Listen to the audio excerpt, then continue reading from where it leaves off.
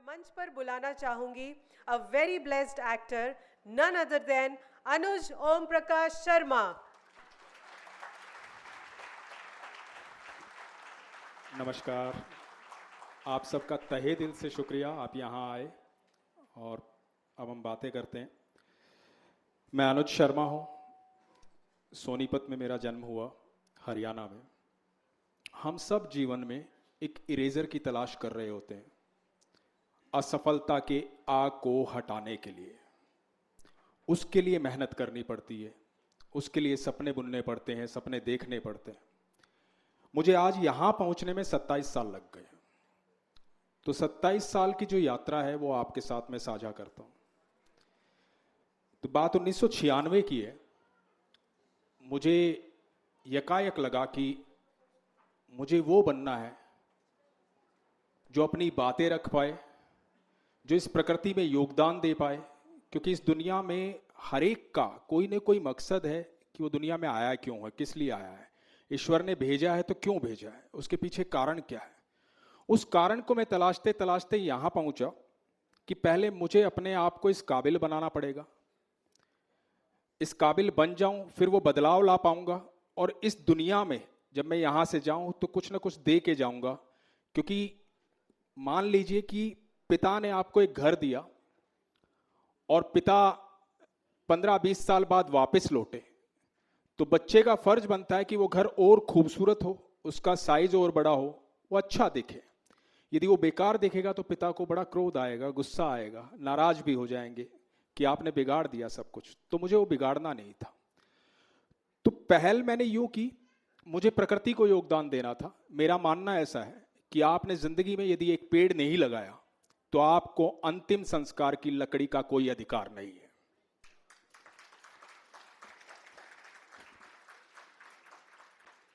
तो इस मुद्दे को लेके मैं आगे बढ़ा, बोलने लगा, थिएटर करने लगा, एक्टर बनना था। मुंबई आया। जब मुंबई आ रहा था तो मुंबई आना अचानक से हुआ। उससे पहले मैंने दिल्ली में काफ़ी काम किया, थिएटर किया, सीरियल्स किए। एक सीरियल आता था बहुत पहले, इंडियाज़ मोस्ट वांटेड। तो इंडियाज़ मोस्ट वांटेड से मैंने शुरुआत की थी। उसके बाद मैंने ब्रेक लिया 2-3 साल का। मेरा एक रेस्टोरेंट था हरियाणा में, सोनीपत में। मैं वो रेस्टोरेंट चलाता था। अचानक से मेरी ज़िंदगी में एक गर्लफ्रेंड आई जो आज मेरी वाइफ है।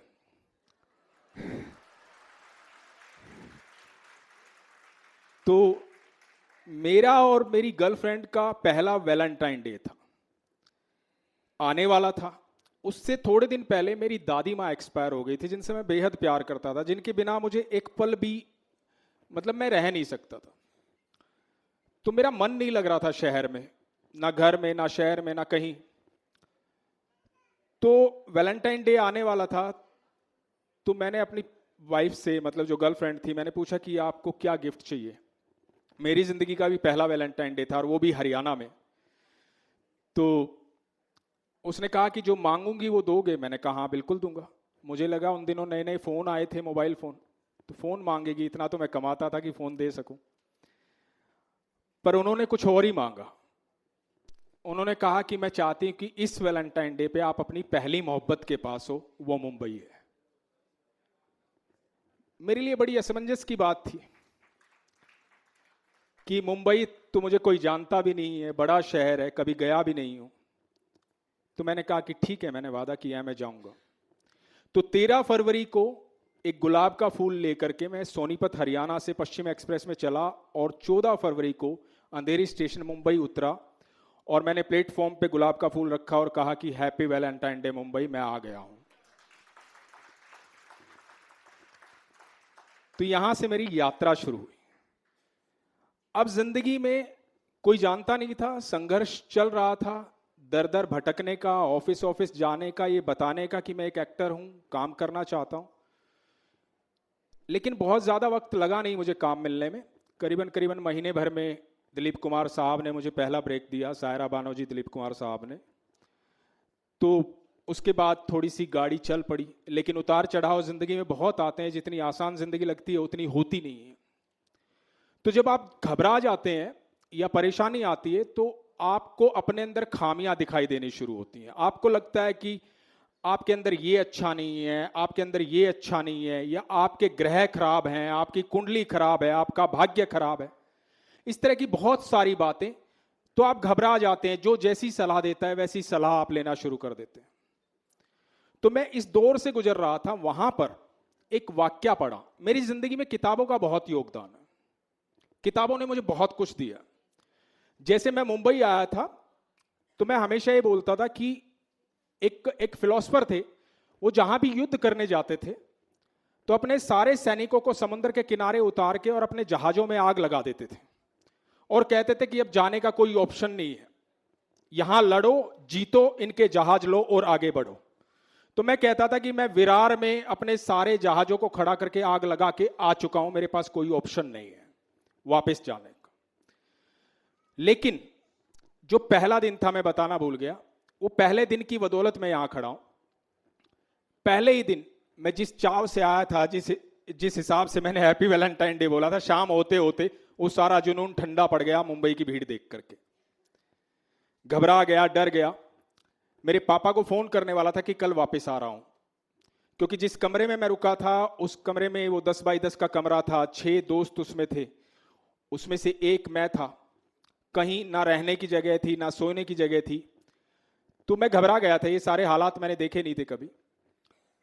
तो मैं पापा को फोन करने वाला था, पापा को फोन किया तो पापा ने फोन पे पूछा कि पहुंच गया बेटा ठीक ठाक। मैंने कहा हाँ जी पहुंच गया। अब मैं कहने वाला हूं कि मैं कल वापस आ रहा हूं, उससे पहले मेरे फादर ने कहा कि मुझे पता है तू एक फौजी का बेटा है, हारेगा नहीं। और ये बात सुन के मेरे होठ कांपे, मेरी आंखों से आंसू गिरे और मैंने निर्णय ले लिया था कि अब चाहे कुछ भी हो जाए, जाना नहीं है। तो अब आता हूं वापस उसी बात पे, जब वो दौर चल रहा था जहां लोग बहला रहे थे, फुसला रहे थे, अपने अपने तरीके बता रहे थे, पंडितों के पास जाना, ज्योतिषियों के पास जाना, ये करना वो करना। मैं किताबें निरंतर पढ़ता था। एक वाक्या मैंने पढ़ा, आप सबके काम आएगा।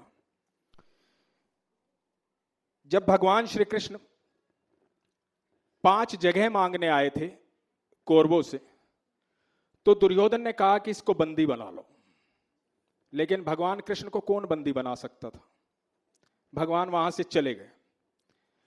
चले गए तो धृतराष्ट्र ने राज ज्योतिषी को बुलाया और कहा कि क्या करें। तो राज ज्योतिषी ने कहा कि सुयोधन जो है, दुर्योधन का नाम सुयोधन है, सुयोधन जो है उसकी कुंडली में राजयोग लिखा है, उसे राजा बनने से कोई रोक नहीं सकता, ये निश्चित है, युद्ध करो। और एक ज्योतिषी के कहने पे युद्ध शुरू हुआ। अब युद्ध शुरू हुआ तो शुरू में कौरव हारने लगे। 3 दिन बीत गए, राज ज्योतिषी को बुलाया गया। धृतराष्ट्र ने पूछा कि क्या चल रहा है, ये क्या हो रहा है? तो उसने कहा कि मैंने परिणाम की बात की थी, परिणाम युद्ध खत्म होने के बाद आएगा, तो आप परिणाम तक इंतजार कीजिए। अब आगे बढ़ने लगे। 8वां दिन आ गया, आधी कौरवों की सेना खत्म हो चुकी थी। जब आधी सेना खत्म हो चुकी थी तो धृतराष्ट्र ने पूछा कि ये क्या चल रहा है, अब क्या करें, अब क्या कहते हो तुम? तो ज्योतिषी ने पता है क्या कहा था? ये हमेशा याद रखना, वहां कोई है जिसने नक्षत्रों की दिशाएं बदल डाली, कोई है जो समय और परिधि से परे है। तो विदुर ने कहा था कृष्ण है वहां, प्रभु है वहां। तो ये वाक्या मैंने पढ़ा था और बाय चांस उसी दिन मैं मंदिर गया था।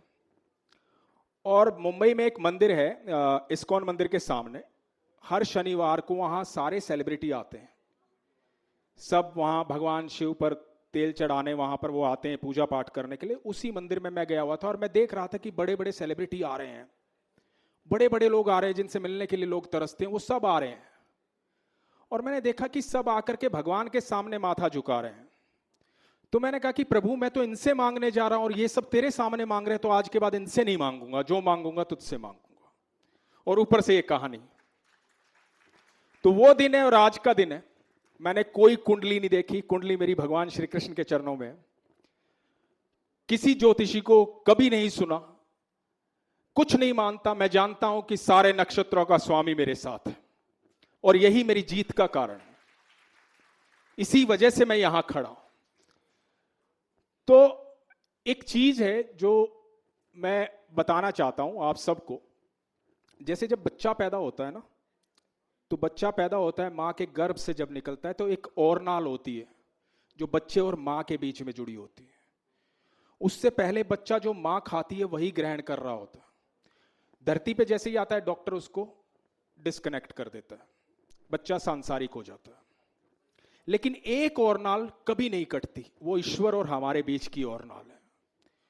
उसकी ऊर्जा का प्रवाह हम रोक देते हैं, उस पर ध्यान ना दे करके, बाकी चीजों में उलझ करके। वो क्यों होता है? जब हम अपने बच्चों को भेजते हैं कहीं पिकनिक पे भेजते हैं तो बच्चे को क्या कहते हैं? बच्चे को हमेशा ये कहते हैं कि बेटा टच में रहना, फोन करते रहना, किसी चीज की जरूरत हो तो बताना, मैं हूं, मुझे बोलना। हमेशा ऐसा ही कहते हैं, आमतौर पे हम सब यही कहते हैं। ऐसा ही जब हम उस दुनिया से आते हैं ना, ईश्वर के पास से, ईश्वर भी कहते हैं। इधर बच्चा क्या करता है? माँ बाप को फोन करने की बजाय दोस्तों से उधार मांगना शुरू करता है जब पैसे खत्म हो जाते हैं। जहां वो लोग उसको नकार देते हैं, बेइज्जत कर देते हैं, उसकी सुनते नहीं है, वो अलग चक्रों में फंस जाता है क्योंकि उसने डिस्कनेक्ट कर लिया माँ बाप से अपने आप को। इसलिए वो संसार रूपी दोस्तों में फंस गया। ऐसे ही जब वहां से हम डिस्कनेक्ट हो जाते हैं तो यहां फंस जाते हैं हमेशा के लिए।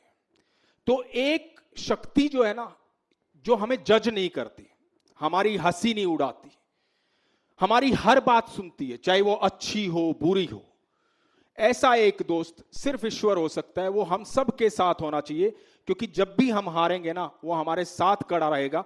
मुझे हमेशा यह लगता था कि जिस प्रकार महाभारत का युद्ध 18 दिन चला, मैंने सोच लिया था कि ये जीवन का युद्ध, क्योंकि महाभारत के युद्ध में जब अर्जुन ने समर्पण कर दिया ना, तो उसके बाद उसकी जीत निश्चित थी।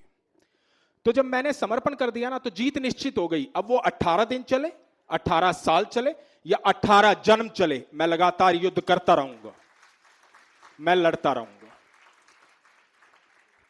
तो इस दौरान फिर से मैं आया, एक शो आता था क्राइम पेट्रोल, 2010 में मैंने वो शो ज्वाइन किया। 10 साल वो शो किया, 350 एपिसोड मैंने उसके किए। 350 एपिसोडों में 350 किरदार मैंने किए। एज एन एक्टर मुझे सेटिस्फेक्शन मिल रही थी। हर बार एक नया किरदार था, नए तरीके से काम करना था, मुझे बहुत मजा आ रहा था उसको करने में।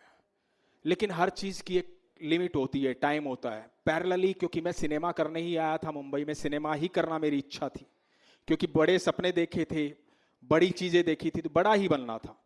तो सिनेमा का संघर्ष साथ साथ चल रहा था, लेकिन वो इतना आसान है नहीं।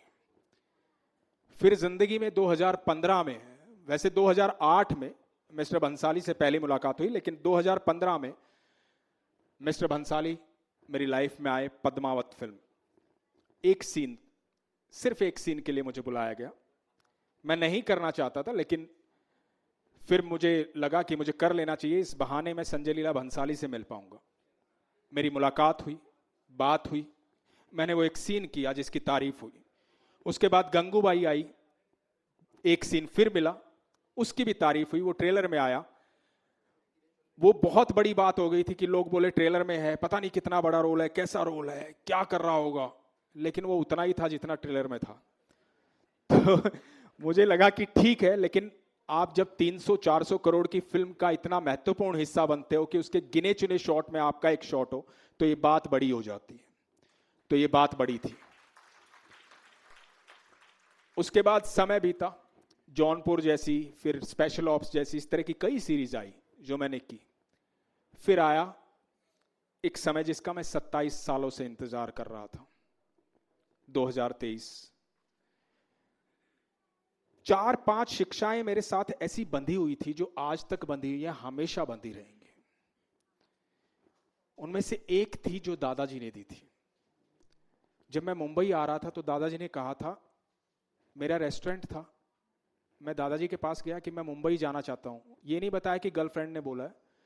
मैंने कहा मुंबई जाना चाहता हूँ, मुझे अब करियर एक्टिंग में बनाना है। तो दादाजी ने कहा ठीक है बेटा जाओ। तो मैंने कहा रेस्टोरेंट कौन संभालेगा? तो मेरे दादाजी ने कहा कि तुम नहीं होते तो कौन संभालता। ये बहुत बड़ी बात थी। तो मुझे इस बात ने बहुत हिम्मत दी। हम आमतौर पर जिंदगी में इसलिए रुक जाते हैं कि हम सोचते रहते हैं, जो लोग कहते हैं ना, ये समस्या, वो समस्या, घर की समस्या, हालात, ये सब बंधे हुए हैं, इन सब को तोड़ दो, क्योंकि तुम नहीं होते तो क्या होता। इन सब को तोड़ दो, तुम नहीं होते तो क्या होता। तो ये वो बात थी कि तुम नहीं होते तो क्या होता। दूसरी जो मेरे फादर साहब ने कहा कि एक फौजी का बेटा है, हारेगा नहीं। एक बात जो मेरी मम्मी ने कही, उसको आज तक मैं हमेशा पकड़े हुए हूं। मैंने जिंदगी में कोई ऐसा काम नहीं किया जिसको मैं पीछे पलट के देखूं और मुझे उस पर गिल्ट महसूस हो। मेरी मम्मी ने मुझे निकलते वक्त कहा था कि बेटा इज्जत भविष्य का ध्यान रखना, अपना ख्याल रखना। वो आज तक मैं रखे हुए हूं। तो ये सारी बातें मेरे साथ चल रही थी लगातार, किताबें मेरे साथ पैरेलल चल रही थी मुझे हिम्मत देने के लिए। इधर 9 जनवरी मेरे फादर का बर्थडे था। मेरे फादर 2 साल पहले ही दुनिया से गए, रुखसत हुए। तो जब गए थे दुनिया से तो मैं मुंबई से हरियाणा गया था, सोनीपत। तो एक बात मैं आप सबको कहना चाहूंगा ये बात कहते वक्त, हमेशा अपने माँ बाप की इज्जत करना यार, अपने परिवार की इज्जत करना, क्योंकि वो जितना खोता है ना आपको बनाने के लिए, इतना धरती पर कोई नहीं खो सकता। तो मैं अपने फादर साहब का शव रखा हुआ था, मैं गया और मैंने जाके उनके कान में बोला, पापा सॉरी, मैंने जितनी जिंदगी में गलतियां की हैं उनके लिए, जितने दुख आपको पहुंचाए, और थैंक यू मुझे जन्म देने के लिए, इतनी खूबसूरत दुनिया में यहां लाने के लिए, ये सब दिखाने के लिए, और हैप्पी जर्नी पापा, अपना ख्याल रखना। तो बाप एक ऐसी चीज होती है जिसकी कीमत है ना उसके जाने के बाद पता लगती है, हमेशा, हर किसी को। तो हमेशा अपने पिता का सम्मान करना, मां का सम्मान करना, भाइयों का सम्मान करना। तो मेरे फादर का 9 जनवरी को जन्मदिन होता है। वो सुबह अद्भुत सुबह थी मेरी जिंदगी की। सुबह के 11 बजे थे। आमतौर पे मैं सुबह उठता हूं, पूजा पाठ करता हूं, और मेरा मन दुखी था उस दिन, मन परेशान था। मैं सुबह उठा, मैं नहाया नहीं, पापा का बर्थडे था, कोई पूजा पाठ नहीं की। वाइफ ने बोला कि पूजा कर लो, मैंने कहा मन नहीं है। और मैं, कृष्ण मेरे सामने थे, मैं कृष्ण को कह रहा था कि 27 साल हो गए मुझे जिंदगी में मेहनत करते हुए, सारी दुनिया में तू चमत्कार करता है, क्या मेरे जीवन में कोई चमत्कार नहीं है? मेरे हिस्से कोई चमत्कार नहीं। मैंने कभी उनसे कुछ नहीं मांगा अपनी लाइफ में, कभी कुछ नहीं मांगा, क्योंकि वो मेरे मित्र हैं, दोस्त हैं, सब समझते हैं। उस दिन पहली बार मैंने कहा कि 27 साल बीत गए, मेरी जिंदगी में कोई चमत्कार नहीं है। और आप यकीन मानिएगा दोस्तों, उसी पल एक फोन आता है और उस फोन पर मुझे कहा जाता है कि अनुज सर क्या कर रहे हैं आज? मैंने कहा मैं घर पे हूं, संजय लीला भंसाली जी आपसे मिलना चाहते हैं, आप आ सकते हैं? और मैं घर से निकलता हूं, फिल्म सिटी जाता हूं। हीरा मंडी, एक बड़ी सीरीज, हिंदुस्तान की अब तक की सबसे बड़ी सीरीज, सबसे महंगे बजट की सीरीज, वर्ल्ड के सबसे बड़े प्लेटफॉर्म पे, और हिंदुस्तान के सबसे बड़े निर्देशक की सीरीज। ये सारी चीजें हीरा मंडी के साथ जुड़ी हुई। मैं सेट पर पहुंचता हूं और मुझे संजय जी बोलते हैं, अनुज कैसे हो? मैंने कहा मैं ठीक हूं सर। बोले किरदार है, 5 मिनट हैं तुम्हारे पास, 5 मिनट में आओ मार्ग पर। तो मुझे लगा एक ऑडिशन है, तो 5 मिनट और 15 लाइन। मुझे किरदार के बारे में कुछ नहीं पता है, क्या किरदार है, कैसा किरदार है, क्या इसका अभिनय होगा, कैसा होगा, कुछ नहीं पता। सिर्फ 5 मिनट है। 5 मिनट और 15 लाइन मैंने देखी। मेरी मेमोरी बहुत शार्प है, मैं किताब को एक बार पढ़ लेता हूं तो लाइन के हिसाब से बता सकता हूं। तो सिर्फ किताबों के मामले में तो मैंने पढ़ा और मैंने 5 मिनट में कहा sir I am ready. 5 minute बाद मैं फ्लोर पे था, शूट हो रहा था। मुझे लगा ऑडिशन है, कंप्लीट हुआ, 1 टेक ओके हुआ। सर आए, सर ने आके कहा कि वाह यही तो तुम्हारा मैजिक पसंद है मुझे। मुझे लगा कि काम हो गया। उन्होंने कहा कि वेट कीजिए। मैं वैनिटी में आ गया, 3 घंटे इंतजार किया। 3 घंटे बाद मुझे बुलाया गया और कहा गया कि हैट्रिक मुबारक हो अनुज, ये किरदार आप कर रहे हैं। तो हामिद ऐसे मिला मुझे 27 साल के बाद, जिसका मैं इंतजार कर रहा था। तो आज उसी हामिद की वजह से मैं यहां हूं या कहीं भी हूं, जो लोग जान रहे हैं। क्राइम पेट्रोल की वजह से लोग जानते थे, लेकिन हामिद बहुत बड़ा किरदार था। मेरी जिंदगी का जो शून्य था उसको हामिद ने तोड़ा है। मेरी शुरुआत हो गई है दोस्तों 27 साल के बाद। अब मेरा युद्ध शुरू हुआ है। अब मैं जमीन से रथ पे आया हूं। अब अच्छे अच्छे योद्धाओं के साथ लड़ना है और इस सारे युद्ध में हमेशा आप सबका आशीर्वाद, प्यार हमेशा मुझे चाहिएगा, हमेशा देते रहिएगा। Thank you so much. Thank you. Thank you. Thank you, Mr. Sharma.